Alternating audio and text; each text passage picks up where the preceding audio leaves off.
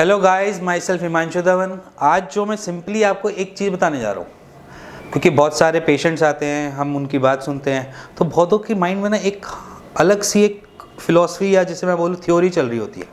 अब वो थ्योरी क्या होती है? वो ये होती है कि वेरिकोसील आपको इनफर्टाइल करता है, या आई मीन टू से कि आपको ओलिगोस्पर्मिया क्रिएट करता है आपकी लाइफ में। मैं बोलूँगा यस, करता भी है किसी किसी केसेस में, सब में नहीं होता।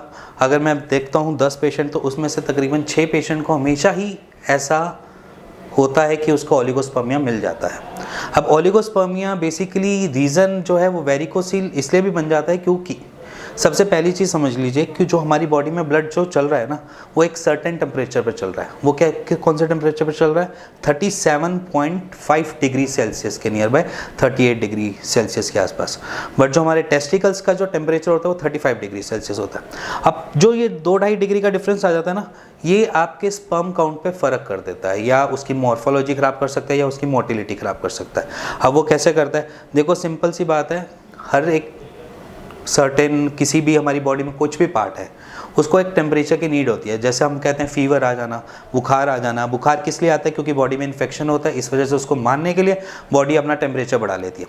उसी प्रकार हमारे टेस्टिकल्स को एक सर्टेन टेम्परेचर चाहिए होता है, 35 डिग्री सेल्सियस होता है। अगर 35 डिग्री सेल्सियस से ऊपर जाएगा तो हमारे स्पर्म काउंट अपने आप ही लो होना चालू कर देंगे। वो इसलिए क्योंकि उनके स्पर्म के सर्वाइवल जिस टेम्परेचर में होना चाहिए वो टेम्परेचर उसको मिलता नहीं है, और जब वो टेम्परेचर नहीं मिलता वहाँ पर उसका ख़त्म होना या उसको डिफेक्ट होना आना चालू हो जाता है। अब यहाँ पर सिंपल सी बात है, वेरिकोसील है तो ओलिगोस्पर्मिया 6 लोगों में तो मिल ही रहा है। 6 पेशेंट ऐसे जिनको ये ओलिगोस्पर्मिया मिलता है। अब उसमें हम करते क्या है? सिंपली अगर आपने अपने ब्लड के फ्लो को बेटर करना है, मैंने अपनी एक एक्सरसाइज पूरी प्लेटफॉर्म बना रखा है, उसकी डिटेल्स मैं अपनी नीचे दी हुई डिस्क्रिप्शन में सारी डाल दूंगा। आप जाओ उसमें एक्सरसाइज देखो, जिससे आपका ब्लड का फ्लो बेटर होगा। सेकंड रीज़न एक और भी निकलता है इसमें कि जब वेरिकोसील होता है उसमें इनपुट और आउटपुट के जो रेशो होता है वो ख़राब हो जाता है। मान लीजिए अगर वेरिकोसील है तो वहाँ पर क्या है, थोड़ा सा ब्लॉकेजिंग, जिसे हम कह देते हैं कि ब्लॉक हो रहा है आपका ब्लड का फ्लो। जहाँ पर इनपुट हो रहा है, जैसे मान के चलो यहाँ से ब्लड फ्लो जा रहा है, यहाँ से ब्लड फ्लो बाहर जा रहा है, यहाँ से ब्लड फ्लो अंदर जा रहा है, यहाँ से बाहर जा रहा है। अब जो अंदर वाला रास्ता है वो तो सही है क्योंकि वो आर्टरीज कर रही है, जब बाहर निकलता है वो वेन्स पे जाता है। अब वेन्स क्या करती हैं? उसको ब्लॉक कर देती है। अब ब्लॉक कर दी तो खून की सप्लाई जो आपके टेस्टिकल्स को पहुंचनी चाहिए थी वो वैसे नहीं पहुंच रही। वहाँ पर क्या आ जाएगी? डिस्टर्बेंस आ गई। अब डिस्टर्बेंस आने की वजह से क्या होता है कि फंक्शनिंग, जो हमारे टेस्टिकल्स की फंक्शनिंग होती है वो धीरे धीरे होकर कम होनी चालू हो जाती है।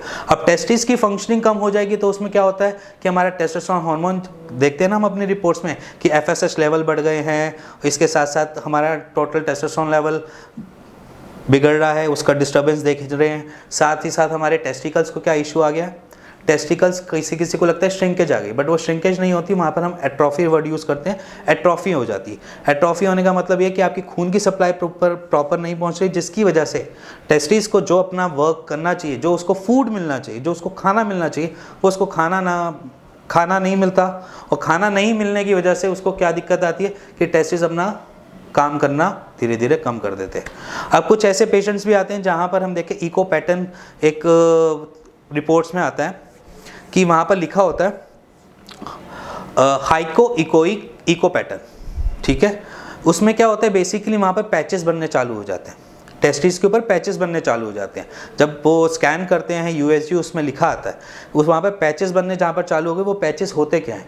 Basically non functioning part testis का वो पैटर्न बनाता है, जिसकी वजह से हमारे जो स्पर्म काउंट है वो तो लो होते हैं, साथ में हमारे टेस्टिस की फंक्शनिंग भी लो होती है, जिसकी वजह से हमारे हार्मोन्स जो हैं, टेस्टोस्टेरोन हार्मोन जो है वो धीरे धीरे हमारी बॉडी में कम होने चालू करते हैं, इसलिए हमारा FSH लेवल बढ़ जाता है। तो ये बहुत सारी रीजंस हैं जो हम देखे जाते हैं कि वेरिकोसील में ये चीज़ें पेशेंट को आमतौर में मिल जाती हैं। अब पेशेंट क्या करता है? वेरिकोसील को थोड़ा सा स्टार्टिंग में तो लाइटली लेता है, धीरे धीरे जब उसको यहाँ की कॉम्प्लिकेशंस पता चलती है तो उसके ऊपर ध्यान देता है। अब वो एलोपैथिक डॉक्टर के पास जाता है, एलोपैथिक उसको सर्जरी रिकमेंड कर देता है। अब सर्जरी तो रिकमेंड कर दिया, वो 2 बारी पेशेंट फिर भी सोचता है कि मैं सर्जरी कराऊँ या ना कराऊँ, क्योंकि उसने ऐसा सोचा होता है कि सर्जरी के बाद शायद ये और वर्स्ट ना हो जाए। हाँ, होता भी है, ऐसा नहीं है कि सर्जरी के बाद वो वर्स्ट केस नहीं बनता। ऐसे भी पेशेंट देखें जो सर्जरी के बाद बार बार वेरिकोसील के पेशेंट बन रहे हैं। बट यहाँ पर सिंपली आपको ध्यान देना चाहिए अपने वेरिकोसील पे। वो एक्सरसाइज करना स्टार्ट कर दीजिए आज से, जो मैं आपको डिस्क्रिप्शन में दे रहा हूँ ना अभी लिंक आपको, उसको आज से स्टार्ट कर दीजिए। उससे क्या होगा, आपको बेनिफिट मिलेगा, ब्लड का फ्लो बेटर जाएगा। ब्लड का फ्लो बेटर जाएगा, उसकी वजह से आपकी टेस्टिस की श्रिंकेज, एट्रोफी या ब्लड का फ्लो जो उसको खाना मिलना चाहिए वो तो मिलना चालू हो जाएगा।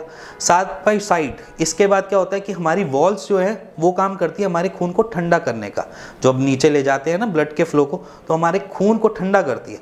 अब वहाँ पर क्या होगा, हम सिर्फ अभी खून की सप्लाई, जैसे कह देंगे ब्लड की सप्लाई अच्छी करेंगे, जिसकी वजह से आपके स्पर्म काउंट पे एज सच फ़र्क नहीं आएगा। और कुछ एक स्पर्म इंक्रीज वाली एक एक्सरसाइज और बना रखी है मैंने सेम अपने चैनल पे ही, आप जाओ उसको भी देख सकते हो, उसका लिंक भी डाल दूंगा इसी डिस्क्रिप्शन में। वहाँ पर जाओ, विजिट करो और दोनों एक्सरसाइज को रोज़ परफॉर्म करना स्टार्ट कर दीजिए, जिससे आपको इनफर्टिलिटी ना हो।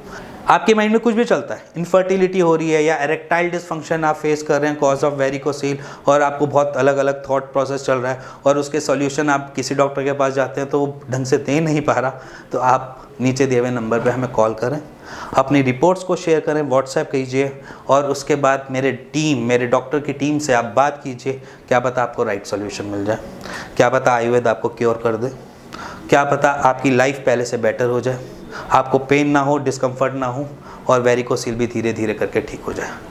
और अगर आपको ये वीडियो थोड़ी समझ आई और पसंद आई हो तो please like share bell icon दबा दीजिएगा। Thank you and thank you.